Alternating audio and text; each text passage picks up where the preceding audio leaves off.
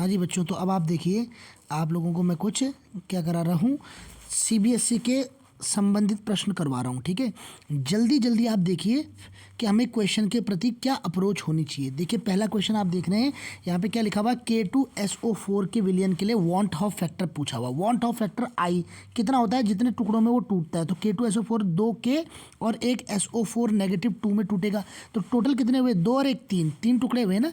तो K2SO4 कितने में टूटेगा, 3 टुकड़ों में टूट जाएगा बच्चों। तो आपका इसका आंसर होना है 3। ठीक है भाई, जल्दी जल्दी देखो हैं। अगर NaCl होता तो कितने टुकड़ों में टूटता है, एक Na में और एक Cl में, तो 2 टुकड़ों में टूटता है। अब देखो अगला क्वेश्चन, देखो ये इस क्वेश्चन में क्या ये पूछ रहा है कि तनुकरण के कारण, मतलब डाइल्यूट करने पर चालकता और मोलर चालकता में क्या अंतर आएगा, मतलब कैसे दिक्कत आएगी। तो मैंने आपको क्या बोला, चालकता मतलब कंडक्टिविटी और मोलर चालकता मतलब मोलर कंडक्टिविटी। तो मोलर कंडक्टिविटी तो हमें पता है डाइल्यूट करने पर बढ़ती है, और चालकता क्या होती है, कंडक्टिविटी डाइल्यूट करने पर घटती है। तो आप इन बातों को समझ लो, चालकता घटती है और मोलर चालकता क्या होती है, बढ़ती है डाइल्यूट करने पर। इसका आंसर देख लो। अगला क्वेश्चन क्या पूछा हुआ है, इनमें से सबसे ज़्यादा प्रबलतम क्षार कौन सा होगा। अम्ल और क्षार दोनों पहचानने पड़ते हैं भाई, प्रबलतम कौन है। तो सब क्षार हैं क्योंकि सब में नेगेटिव है। ठीक है ना। अब नेगेटिव होने के कारण क्या है, नेगेटिव होगा तो ये H+ के साथ रिएक्शन करेगा, तो अम्ल के साथ रिएक्शन करेगा तो क्षार कहलाएगा। तो इतनी बात तो आप समझ ही रहे हो मेरी। अब बात ये आती है कि क्षार कौन सा प्रबलतम है, ये देखना है हमने। ठीक है ना। तो अब देखो ये नेगेटिव जो नेचर है इसको कौन बढ़ा रहा है, नेगेटिव नेचर को कौन बढ़ा रहा है। तो नेगेटिव नेचर को O के ऊपर नेगेटिव चार्ज है तो उसके साथ H लगा हुआ, OH बन गया। अगर हम इसकी जगह R लगा देंगे तो OR बन गया, जैसे C वाला है। ठीक है ना। तो ऐसे सारे ऑप्शन है हमारे पे। तो कौन सबसे ज़्यादा नेगेटिव बना रहा है, तो H तो O को बहुत कम, H क्या है, O को बहुत कम इलेक्ट्रॉन सप्लाई कर सकता है। R अगर होता तो वो O को ज़रा ज़्यादा इलेक्ट्रॉन सप्लाई करता, मतलब O के ऊपर इलेक्ट्रॉन की डेंसिटी बढ़ती। बेंजीन जो है, बेंजीन O को इतना इलेक्ट्रॉन देता ही नहीं है। बेंजीन अपने आप में क्या है, बेंजीन लिखा हुआ ना इन्होंने B वाले ऑप्शन में, तो इसमें O के ऊपर माइनस है, तो बेंजीन तो बिल्कुल भी नहीं देता। तो बेंजीन तो उल्टा खींच लेगा। और नाइट्रोबेंजीन जो लिखा हुआ इन्होंने, तो नाइट्रोबेंजीन भी खींच लेता है। इसका आंसर होना है C मेरे। इसका आंसर क्या है बच्चों, C। अगर आप लोग कंफ्यूज हैं तो दोबारा से इसका एक्सप्लेनेशन समझ लीजिए। इसका आंसर C क्यों होना है, क्योंकि O जो है उसके ऊपर नेगेटिव नेचर है। जितना ये नेगेटिव नेचर ज़्यादा होगा उतना वो बेसिक ज़्यादा होगा। अब नेगेटिव नेचर कब बढ़ेगा, जब इसको इलेक्ट्रॉन कोई देगा। और इलेक्ट्रॉन कौन दे सकता है, इसको R, क्योंकि R कैसा ग्रुप है, मैंने आप लोगों को बताया हुआ है R क्या है, -I ग्रुप है। कैसा ग्रुप है, -I ग्रुप। इसलिए R क्या करेगा, O की इलेक्ट्रॉन डेंसिटी को बढ़ाएगा। अच्छा, चौथे नंबर का क्वेश्चन क्या बोल रहा है, कायरल कौन है इसमें। तो कायरल कार्बन कौन होता है बच्चों, वो होता है जिस कार्बन के बीच में से जुड़े हुए सारे के सारे एटम क्या होते हैं, अलग अलग होते हैं। अब देखो आप इसमें कौन कौन से एटम जुड़े हुए हैं इसमें। ठीक है, इस कार्बन को स्टार से बनाते हैं, कायरल कार्बन को किससे बनाते हैं, स्टार से। तो स्टार से तो इन्होंने सबको बना रखा, लेकिन देखो यहाँ पे एक C2H5 है, एक CH3 है, एक OH है और एक D है। चारों के चारों अलग है ना भाई, यही चाहिए हमारे को। लेकिन यहाँ पे देखो दोनों सेम है, CH3 है। अरे फोर्थ वाले ऑप्शन में दोनों CH3 है, इसलिए ये हो नहीं सकता इसका आंसर। ठीक है ना। और सेकंड वाला ऑप्शन जो है ये हो सकता है, क्योंकि इसमें चारों के चारों अलग है, D है, Br है, Cl है और I है। और पहला वाला भी हो सकता है क्योंकि इसमें भी चारों के चारों अलग है। और इसी तरीके से तीसरा भी हो सकता है। तो पहला, दूसरा, तीसरा तो हो सकता है, लेकिन चौथा इसका आंसर नहीं हो सकता। तो चौथा वाला कायरल नहीं है। हालांकि इन्होंने स्टार बनाया हुआ है, और स्टार केवल किस पे बनता है, जो कायरल होते हैं, मगर फोर्थ वाला कायरल नहीं है, सीधी सी बात है। आइए अगला क्वेश्चन देखते हैं। ये क्या कह रहा है, किसी अभिकर्मक की सांद्रता 4 गुना बढ़ाए जाने पर अभिक्रिया का वेग 16 गुना हो जाता है। भाई 4 गुना अगर उसकी कंसंट्रेशन कर दें तो 16 गुना कब होगा, जब उसकी क्या होगी, पावर 2 होगी। तो 4 की पावर 2 हो जाएगी और R की पावर 2। ठीक है ना। तो 4 की पावर 2 ही तो 16 होती है। अरे भाई आप समझ रहे हो भाई, क्या लिखेंगे हम, एक बार देखो ना। हम क्या लिखेंगे, रेट इज इक्वल्स टू क्या होता है, रेट इज इक्वल्स टू क्या होता है, सांद्रता की पावर n, है ना। n ये कोटि होती है अभिक्रिया की कोटि। तो अभिक्रिया की कोटि कितनी होनी चाहिए कि अगर यहाँ पे 4 लिखे तो 16 गुना हो जाए, तो 2 होनी चाहिए ना भाई। तो n इज इक्वल्स टू क्या है, यहाँ पे 2 है। ध्यान रखना इसमें n क्या है, 2 है, ये बी इसका ऑप्शन हो जाता है। निम्नलिखित में से कौन सा एक श्रवण यंत्र में उपयोग होने वाला है? तो ये भाई एक बात सुन लो, श्रवण यंत्र मतलब कान में लगाने वाली जो छोटी सी डिवाइस होती है उसमें कौन सी चीज़ यूज़ होती है? तो इसमें निकल कैडमियम सेल यूज़ होता है, समझ लो, निकल कैडमियम सेल यूज़ होता है। देखो शुष्क सेल तो ड्राई सेल को कहते हैं और ड्राई सेल बहुत सारे होते हैं, ये इसका ऑप्शन हो नहीं सकता है। H2O2 फ्यूल सेल या ईंधन सेल, मैंने आपको क्या बताया था, ये कहाँ पे यूज़ होता है? अपोलो मिशन में, अंतरिक्ष में ये यूज़ होता है। अब बचता है मरकरी सेल और निकल कैडमियम सेल। तो छोटा वाला जो सेल है वो है निकल कैडमियम सेल, तो निकल कैडमियम सेल इसका आंसर होता है।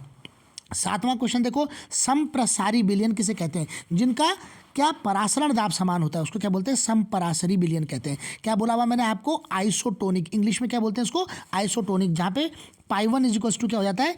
पाई 2 का ऑप्शन आ जाता है, वो हो जाते हैं क्या? समपरासरी। और मान लो अगर क्या हो गया, पाई 1 आपका क्या हुआ, अगर कम है और पाई 2 ज़्यादा है, तो पाई 1 को क्या बोलेंगे? हाइपोटोनिक, और पाई 2 को क्या बोलेंगे? हाइपरटोनिक, मतलब अल्प परासरी, और इसको क्या बोलेंगे? अति परासरी। तो ये 3 बातें बोलते हैं।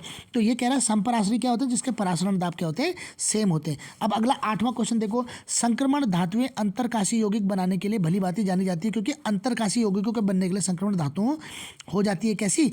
अत्यधिक क्या हो जाती है? अब ये पूछ रहा है कि अत्यधिक कठोर हो जाती है, अत्यधिक कोमल हो जाती है, अत्यधिक धात्विक हो जाती है, या अत्यधिक तन्य हो जाती है। तो खैर धातु देखो, अब अगर आपको इसके बारे में ज़्यादा नहीं पता, वैसे तो अंतरकाशीय यौगिक मैंने आप लोगों को बता रखे, जैसे कि मेटल आपस में जुड़ते हैं तो मेटल के बीच में जो ग्रुप्स होते हैं वहाँ पे आकर के छोटी छोटी गैसेज जैसे हाइड्रोजन, नाइट्रोजन, ऑक्सीजन, ऐसी गैसेज जुड़ जाती हैं, और गैसों के जुड़ने के कारण क्या बनता है?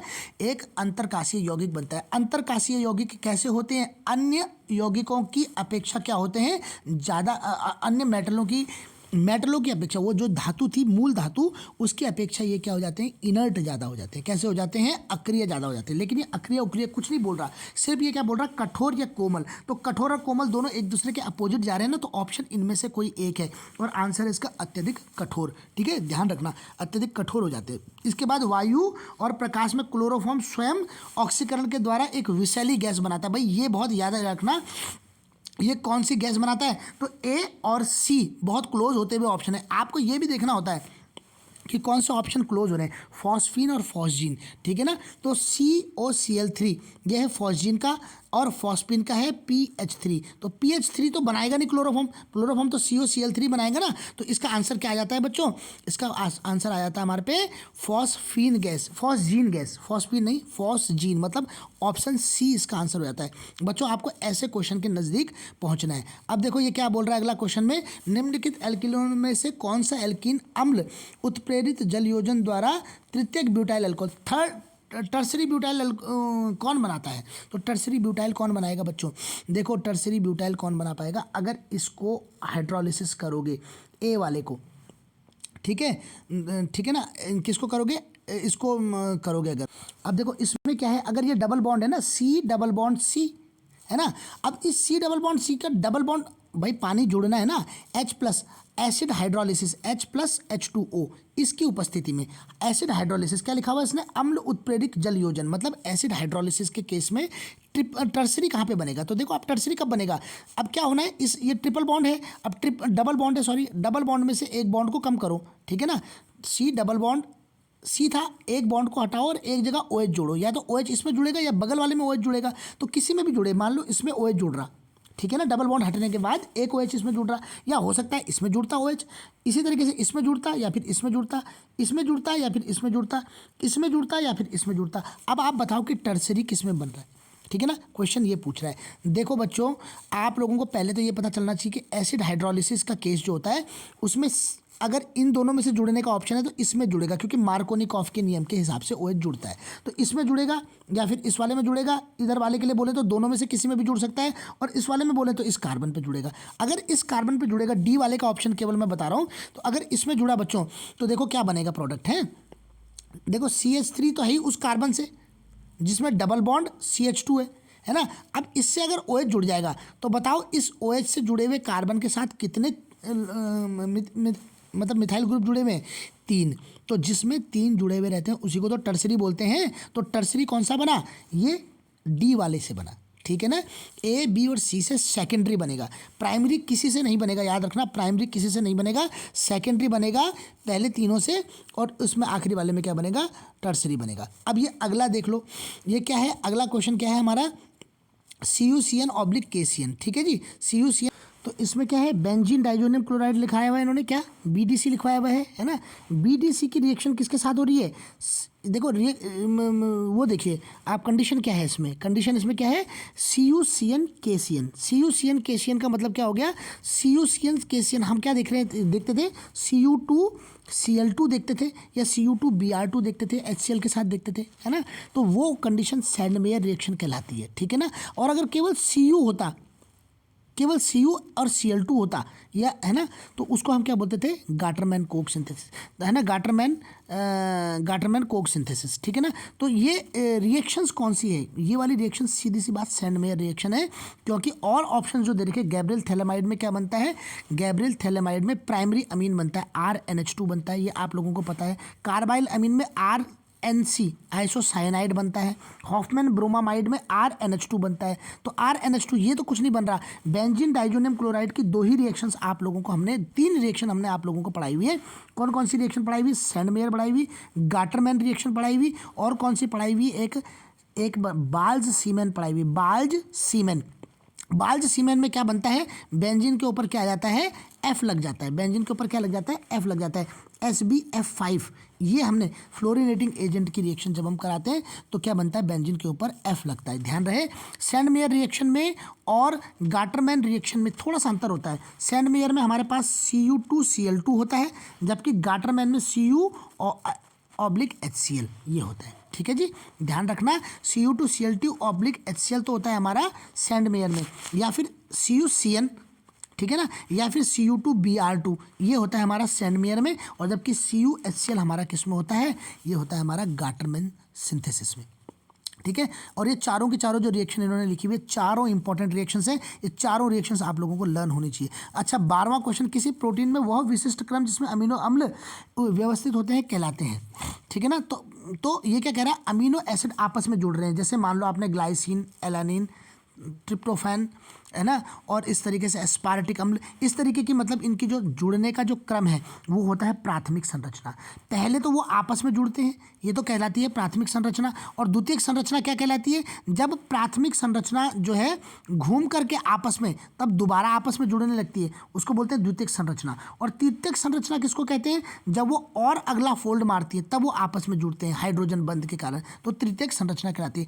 और चतुर्थ संरचना क्या कहलाती है, जब एक से ज़्यादा प्रोटीन आपस में जुड़ते हैं तो उसको चतुर्थ संरचना कहलाते हैं। तो चतुर्थ संरचना ये है नहीं, केवल ये प्राथमिक संरचना है, क्योंकि इसमें अमीनो एसिड्स व्यवस्थित हो रखे हैं। ये क्वेश्चन पूछा गया है। तो 12वां क्वेश्चन बच्चों ये हो गया।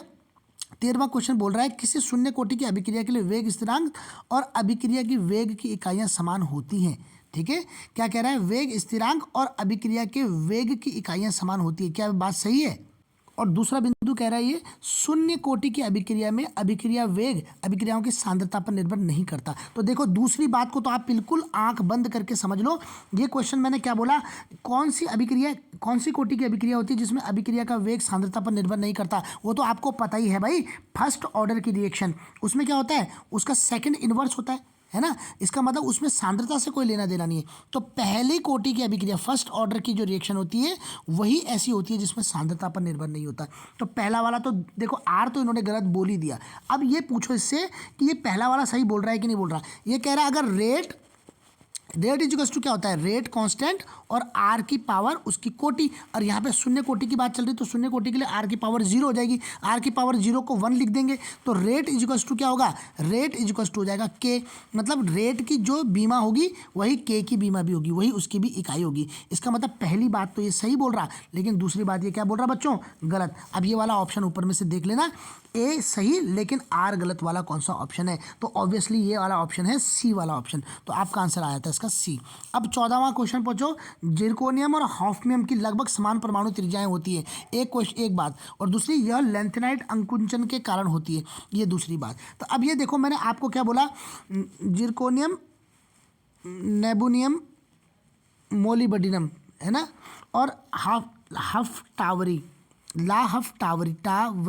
है ना। तो इन दोनों की आपस में क्या होती है, त्रिज्याएं समान होती है। इनको क्या बोलते हैं, पीरियोडिक टेबल में ट्विंस कहलाते हैं। तो ये बात इसने पहली वाली बात बिल्कुल सही बोली, जिरकोनियम और हॉफनियम तो बिल्कुल समान होती है। और लैंथेनाइट संकुचन क्या है, ला हफ टावरी टावरी है ना।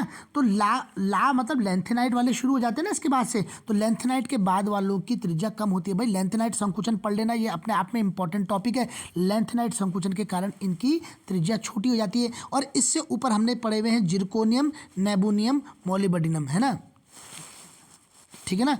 तो है ना, तो ये बराबर हो जाती है। तो ये बात भी बिल्कुल सही कह रहा है ये, ठीक है ना। तो इस चीज़ को भी आप यहाँ पे दोनों ही चीज़ें ये बिल्कुल सही हो रही हैं और एक्सप्लेनेशन भी सही है। तो ये ए वाला आंसर इसका सही होता है, ठीक है। अब देखो अगला क्या पूछ रहा है, एम मिथॉक्सीफिनॉल की तुलना में पी मिथॉक्सी मेटा और पैरा मिथॉक्सीफिनॉल की ये पूछ रहा है क्या कि अम्लता का वो पूछ रहा है ना, अम्लता का क्रम पूछ रहा है। तो देखो फिनॉल तो ये रहा, और एक बार तो मेटा मिथॉक्सी है OCH3, है ना, मिथॉक्सी। और दूसरे वाले में क्या है हमारा, दूसरा वाला क्या है हमारा, उसमें भी फिनॉल है, लेकिन इस बार क्या है, इसमें है पैराफिनॉक्सी OCH3। तो ऑब्वियस सी बात है, CH3 क्या है, CH3 किस तरीके का ग्रुप है, ये +M और -I ग्रुप है। -I का मतलब तो खींचना होता है, मगर +M का मतलब होता है इलेक्ट्रॉनों को ऊपर देना। इसका मतलब ये रिंग को इलेक्ट्रॉन दे करके प्रबल करता है। लेकिन H को निकालने के लिए हमें क्या चाहिए, O की जो इलेक्ट्रॉन इसके ऊपर आएगा उसे रिंग को नीचे देना है। लेकिन मिथॉक्सी ग्रुप जुड़ने के कारण क्या कर रहा है, रिंग में ऊपर की तरफ करंट भेज रहा है, ऊपर की तरफ इलेक्ट्रॉन भेज रहा है। इसलिए ये चीज़ गड़बड़ कर रही है, मतलब पैरा पोजीशन में आकर के गड़बड़ कर रही है, लेकिन मेटा पोजीशन में आकर के उतनी गड़बड़ नहीं कर रही है। इसका मतलब मेटा मिथॉक्सीफिनॉल जो है मिथॉक्सीफिनॉल के तुलना में प्रबल अम्ल है। ये बात बिल्कुल सही है। मिथॉक्सी समूह ऑर्थो और पैरा दोनों परिस्थितियों में +R प्रभाव लगाता है। तो लेकिन ये गलत, देखो ये बिंदु गलत कह दिया इसने, +R इफेक्ट नहीं होता इसका, +M इफेक्ट होता है। भाई बच्चों याद रखना, +M इफेक्ट होता है इसमें, मीजोमेरिक इफेक्ट होता है, +M इफेक्ट होता है, रेजोनेटिंग इफेक्ट नहीं होता इसमें। तो ये R वाला गलत कह दिया, पहला वाला सही कह दिया, इसका मतलब इसका आंसर होता है B वाला। तो इस तरीके से 15 तो मैंने आपको ये करवाए हैं, इसके बाद 16वां भी है कोई, तो इसके बाद हाँ इसे चलिए 16वां भी देख लेते हैं इसमें।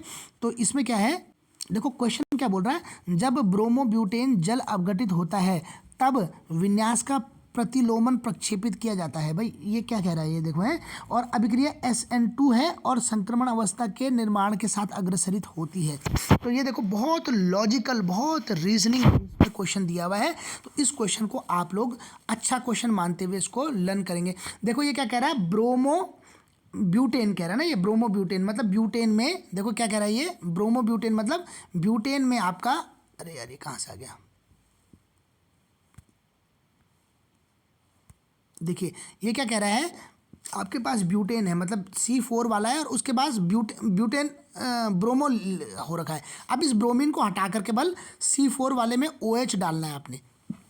तो पानी डालोगे जब, तो पानी डालते ही क्या होगा, OH ग्रुप Br को प्रतिस्थापित करके उसकी जगह, मतलब ये एक न्यूक्लियोफिलिक सब्स्टिट्यूशन रिएक्शन है, एक बात।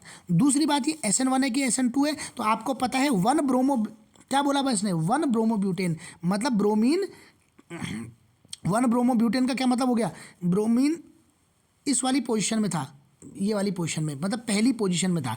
तो ये क्या होगा, ये प्राइमरी कार्बन है, तो प्राइमरी कार्बन है तो प्राइमरी वाले लोग क्या देते हैं, SN2 रिएक्शन देते हैं। आपको ये भी पता है भाई, ढंग से समझ लेना, SN1 और SN2 के बीच में 8 डिफरेंस जो मैंने बताए हुए हैं, SN2 रिएक्शन देते हैं। अब SN2 रिएक्शन देगा तो इसका मतलब क्या हो जाएगा, SN2 रिएक्शन देगा तो ये देखो नीचे वाला ऑप्शन तो बिल्कुल ठीक चल रहा है, ठीक है ना। और SN2 में होता क्या है, विन्यास बदल जाता है, उलट जाता है। क्या हो जाता है, विन्यास उलट जाता है। इसको क्या बोलते हैं, वो इन्वर्जन कहते हैं इसको, ठीक है ना, इसको क्या बोलते हैं, इन्वर्जन। दूसरी कंडीशन क्या होती है, रिटेंशन, और तीसरी कंडीशन क्या होती है, रेसमाइजेशन। तो हमने इस बार इन्वर्जन वाला केस पढ़ा, तो इसका मतलब इन्वर्जन मतलब प्रतिलोमन का इफेक्ट देखने को मिलता है SN2 रिएक्शन में। और अभिक्रिया SN2 है और संक्रमण अवस्था के साथ, निर्माण के साथ अग्रसरित होती है। ये दोनों ही बिंदु बिल्कुल बिल्कुल सही हैं बच्चों, इसलिए ये पॉइंट आपका ठीक कन्वे हो रहा है। अब वैसे वीडियो लंबा हो जाता है, इसलिए मैं यहाँ पे अब आपको बता रहा हूँ कौन कौन से क्वेश्चन इंपॉर्टेंट है ध्यान करने के लिए। एक यहाँ पे देखो बी नंबर पे ईंधन सेल, फटाफट ईंधन सेल के पीछे एक छोटी सी क्या बना दो, एक छोटा सा वो बना लो अपना और याद कर लो, ठीक है ना, एक छोटा सा शॉर्ट नोट बना दो। इसी तरीके से मोनोसैकेराइड और डाइसैकेराइड्स में वर्गीकृत करना है बल सुक्रोज, लैक्टोज, ग्लूकोज और फ्रक्टोज को। तो आपको पता है ग्लूकोज और फ्रक्टोज क्या है, ये मोनोसैकेराइड है। लैक्टोज क्या है, लैक्टोज तो ग्लूकोज और गैलेक्टोज को आपस में बीटा डी ग्लूकोज और बेटा डी गैलेक्टोज को 1-2 ज्वाइनिंग 1-1 ज्वाइनिंग के बाद बनता है ना। तो आप इसको समझ लो, ग्लूकोज और फ्रक्टोज तो क्या है मोनोसैकेराइड, लैक्टोज डाइसैकेराइड और सुक्रोज भी आपको पता है ग्लूकोज और फ्रक्टोज के आपस में जुड़ने से बनता है। तो दोनों पहले वाले क्या हैं बीटा डी ग्लूकोज और दोनों बाद वाले क्या हैं, सॉरी दोनों पहले वाले डाइसैकेराइड और दोनों बाद वाले क्या है मोनोसैकेराइड है। मैं आपको फटाफट क्वेश्चंस के लिए बताना चाह रहा हूँ, इसलिए मैं थोड़ा आगे बढ़ रहा हूँ कि आपको कौन कौन से क्वेश्चंस इसमें ध्यान रखने हैं भाई बच्चों हैं।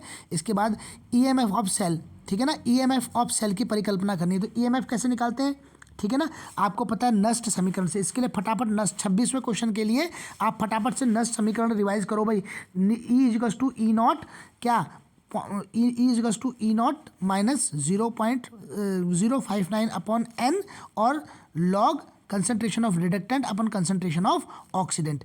और आपको पता है इसमें रिएक्टेंट और ऑक्सीडेंट कौन होता है, जैसे राइट हैंड साइड में जो निकल +2 लिखा हुआ वो रिडक्टेंट की कंसंट्रेशन है और लेफ्ट हैंड साइड में जो Ag लिखा हुआ आपको वो ऑक्सीडेंट की कंसंट्रेशन है। और याद रखना ऑक्सीडेंट की कंसंट्रेशन की पावर 2 होगी, ठीक है ना, ये आपको यहाँ से चेक करना है भाई। इस क्वेश्चन को आप समझ लो, ये क्वेश्चन नस्ट समीकरण से ही होगा आपका, ठीक है। आगे देखिए आप, मैं आपको मतलब रीजनिंग वाले क्वेश्चन अलग से उसमें देता हूँ, इसलिए मैंने यहाँ पे नहीं बताया हुआ आपको, ठीक है ना। एक क्वेश्चन ये ध्यान रख लेना, ये क्वेश्चन बार बार पूछा जाता है, CS2 से की उपस्थिति में ब्रोमीन की रिएक्शन कराना फिनॉल में। तो फिनॉल में ब्रोमीन की रिएक्शन कराना है, वो भी किसकी प्रेजेंस में बच्चों, CS2 की। तो ऐसी कंडीशन में केवल पैरा पोजीशन में जाकर के ब्रोमीन जुड़ता है, केवल पैरा पोजीशन में, ये भी ध्यान रखना, ये भी मतलब कि इंपॉर्टेंट क्वेश्चन आता है इसमें, ठीक है ना। बहुत सारे क्वेश्चंस हैं लेकिन मैं इनको डिटेल में अलग से बताऊंगा, आपको यहाँ पे मैं नहीं बता रहा हूँ ठीक है। तो ये कुछ फटाफट खींचे हुए मेरे क्वेश्चंस थे। अगला एक SI पेपर लेकर के मैं और ज़्यादा क्वेश्चंस आपके साथ रिवाइज कराऊंगा। Thank you.